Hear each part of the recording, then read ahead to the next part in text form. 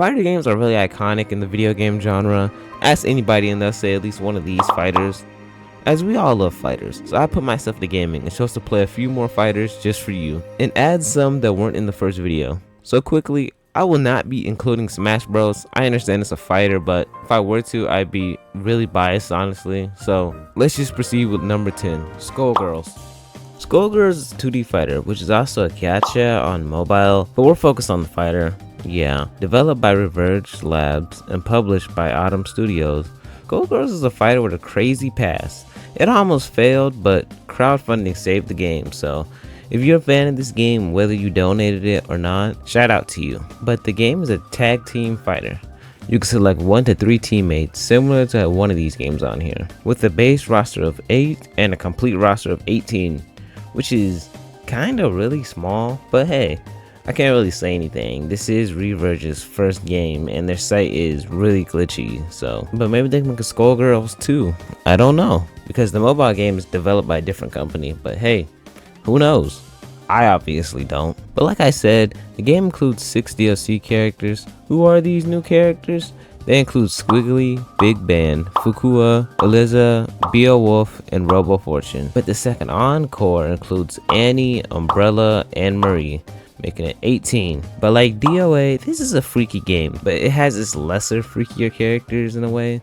So at the same time, it's in between, I gotta say. In this game, the controls are really weird, definitely. I got the PC version, so I don't know if it's different on console or just for me. But the inputs include HP, LP, MP, HK, LK, PP, and KK. PP and KK mean click on 2 different kicks or 2 different punches at the same time. But like I said, the controls are weird. Square is LP, triangle is MP, R1 is HP, X is LK, circle is MK, and R2 is HK. It might be me just thinking it's weird, but I'm used to more usual kind of controls. Plus in character selection, you have to click the big D-pad to go back. Just the controls can feel questionable at times. To change a different outfit color for a character, you have to click on X, triangle, circle. It's weird. It's really weird. So the mechanics in this game include tag teaming, and in this tag team fighter, you can force switch by clicking 2 buttons at once. I've forgotten the buttons when writing the script, so I will not tell you, but this game is heavier in a way to me. I don't know how to fully explain it, but the game just feels weirder than most fighters in my opinion. More heavier and slower, but it's a good game. I probably need more practice in it. So I think this game deserves 4th place, of course. It's a good game that's still being updated after 10 years, god, but I don't think it can handle the other games on here, like Injustice. Now really quick, I know a lot of people are wondering why I put another NRS game series that hadn't had an installment in the last 7 years, but this is one of the greatest fighters I've ever played, so I'll say it deserves a spot on here. And it was also my first game for my PS4 back in like 2013 on Christmas. I remember that day waking up to it. Resuming the video, Injustice is a 2D fighter game released in 2013 bearing a what if. The game is from the creators and developers of Mortal Kombat, as this game includes superhero features, like some characters are strong enough to pick up things on stage, or even punch walls that characters like Batman would jump from. It's just really detailed in a way. Now Injustice 2 had a big roster, a whopping 28 and a complete size of 38, which isn't bad. I personally think the game should have lived longer, but it's NRS. The controls are literally like Mortal Kombat's controls, showing your controller input, but instead blocking is walking backwards like Street Fighter, which is kinda annoying because it doesn't fit this game, literally. The mechanics in this game include super moves where whoever you're playing will scream before attacking the enemy and using an ultimate attack on them. Each character has a different one. Another mechanic in this game is where the character will encounter a meter burn clash, where whoever sacrifices the meter more will win. It happens a lot in the multiverse game mode, which is annoying, but it can save you if you don't blow off your entire meter a lot. Another thing this game has is character superpowers, where you click circle or B on your controller and your character will do something that only they can do. Robin will throw a Birdering, which can teleport, explode, or come back up at the enemy. Batman will summon bats to protect them, which are really cool, I'll definitely say that. But there's one ick with all these mechanics: the leveling system. In this game, the more you play a character, the more they level up. This doesn't only affect single player, but even online. Not to mention, gear you select for a character also changes how much damage you'll receive or send out. which is a big ew to me. Call on your ancestors to take away the zesty demon, and before you know it, you'll be back with the Black Queens forever. Trust me. It also kind of ruins online, especially facing off against someone with a low level. So Injustice is a really great game series. As much as I love it, I really think it could do better. Something like Marvel vs. Capcom. Marvel vs. Capcom is a 2D fighter, developed and published by Capcom and Marvel. The game is a really big face in fighters, ever since its initial release in the 90s with Marvel vs. Capcom Clash of Superheroes. Really quick, you might be thinking, no way this guy put this dead series in here. Yes, I did. Just not this installment. I'm going clean off Ultimate Marvel vs. Capcom 3 because it's finished, unlike Infinite. Plus, if I were to go off Infinite, it wouldn't even be here. But Ultimate Marvel vs. Capcom is just the definitive edition of Marvel vs. Capcom 3, with newer characters, newer stages, and overall greatness. The roster of Ultimate Marvel vs. Capcom 3 is crazy, with a whopping 50 characters, which is amazing. I can't go over every character like usual because there are way too many, but I can go over the 14 newer ones.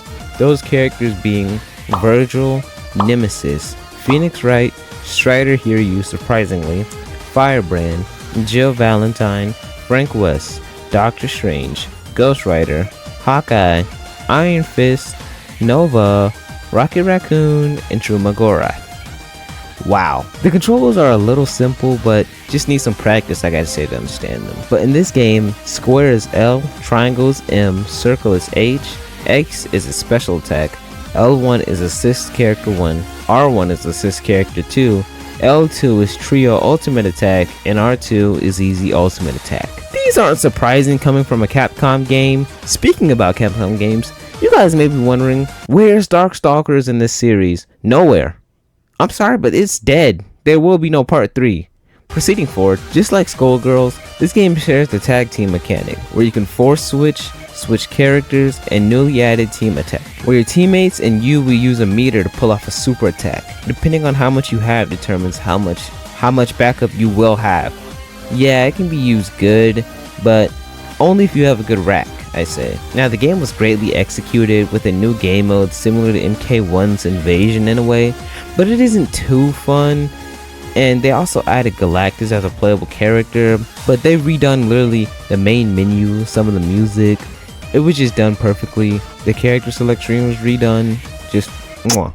But the game had done great, I'd say. It was targeting the fans of Marvel and Capcom, teenagers, adults, and kids who loved all these characters, and they done good. The game is still played in Evo till today. They done good just for a crappy return.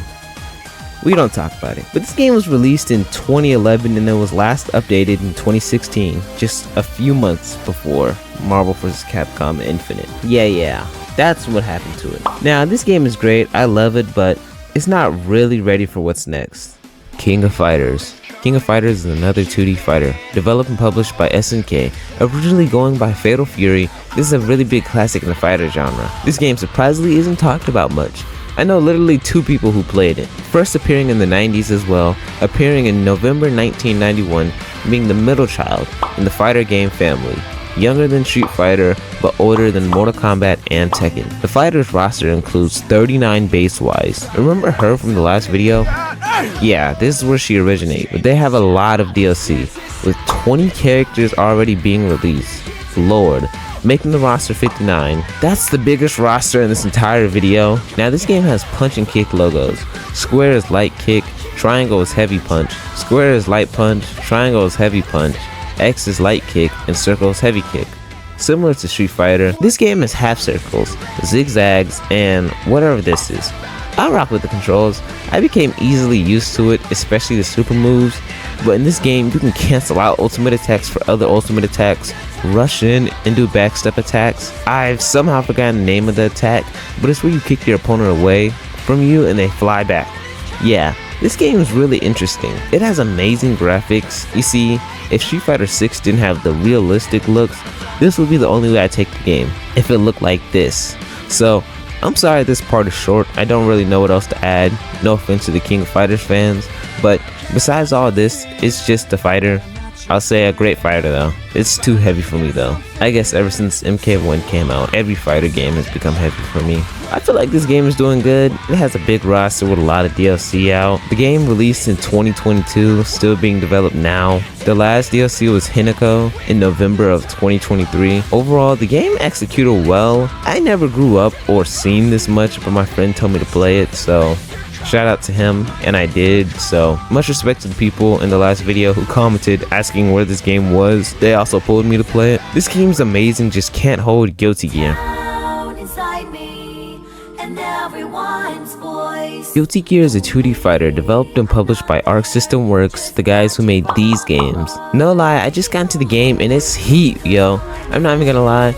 If I played this sooner, it would have definitely kicked DOA off and been number 4, like someone guessed. This game is, no lie, a great fighter, and I get all the hype around this. This game is amazing. The graphics, the characters, and the heavy rock theme fits me.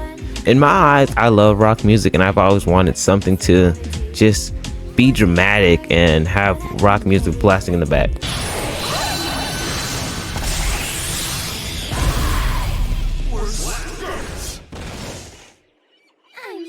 It's perfect. Just perfect, I say. It was hard deciding this over King of Fighters, but I think this deserves the cake. Now, the game's roster has a base size of 15, which isn't surprising coming from Arc System. They've only had like 4 to 5 characters in Kill la Kill. Fighters had a roster of 21 and 44. Why? I'm not 100% sure, but I can say they have a roster of 26, so that isn't bad. I haven't played every character. I played a few DLCs, but Elfette, which is completely my main. I love Elfette and her moveset. She's fun to play, smooth. The DLC again makes the roster 26. Those 11 characters being Testament, Baiken, Happy Chaos, Jacko, Gold Lewis, Season Pass 2, including the infamous Bridget, Sin, Bedman, and Asuka. Season Pass 3 is still being updated, including Johnny and the new Elfette. I'll rock with the DLC. I think this game is honestly good. I didn't even know it was released in 2021. I thought it came out like 2017 to 2019. I guess that's where all the hype comes from. The controls in this game are definitely easier, and it's easier to get into. Say you mix Mortal Kombat and Street Fighter's controls, half circles, lefts, rights. The game isn't bad. It's more on the medium side of difficulty, I'd say. Just need a good 15 minutes to an hour to learn how to play. After that, I say try practicing the character, because if you're wanting to play this guy, good luck. But they have the P, K, S, H, S, and D in this game, standing for punch, kick, slash, heavy slash, and dust. And you don't have to double walk forward just to run. You can push down an L3. This game is just really cool. But this game has a few interesting mechanics. They have something called Psych Burst, first introduced in Guilty Gear XX. If you never played Guilty Gear, it's something like these. But it pushes the enemy away and it has a bar, which is interesting because it charges a lot faster and it isn't a one-time use thing. Not to mention, this game has a technique bar where you use your super moves. I'm sure each character has 2 different techniques, which is really cool. Either being a full-on attack or a boost attack. Like, say Sin's full-on attack and Jacko's boost attack, where she makes her minions stronger, but she still hasn't had a flashy cutscene like Sin. Yeah, I like this game and how detailed it is. You can knock opponents to different arenas, have slow motion slash or counter scenes, and it's just amazing. If I played this game sooner, this would have taken like 4th place in part 1. So this deserves its place as number 1 here. I don't care. Skullgirls, Injustice, King of Fighters, Marvel vs. Capcom are lit, but compared to this, nothing. So yeah, this is the best in my opinion. Again, by no means to offend anyone. Want to see the last 5? Check part 1. The link's in the description, or you can wait to the end of the video, which is about to come up. Either or is cool with me. But hey, if you watch this completely, go ahead and hit that like, subscribe, comment something else you want to see. I might do another worst to best in superhero games, or yeah, but don't forget to hit that bell and press on the like button. It'll really do me a favor. You have a nice day. I'm out.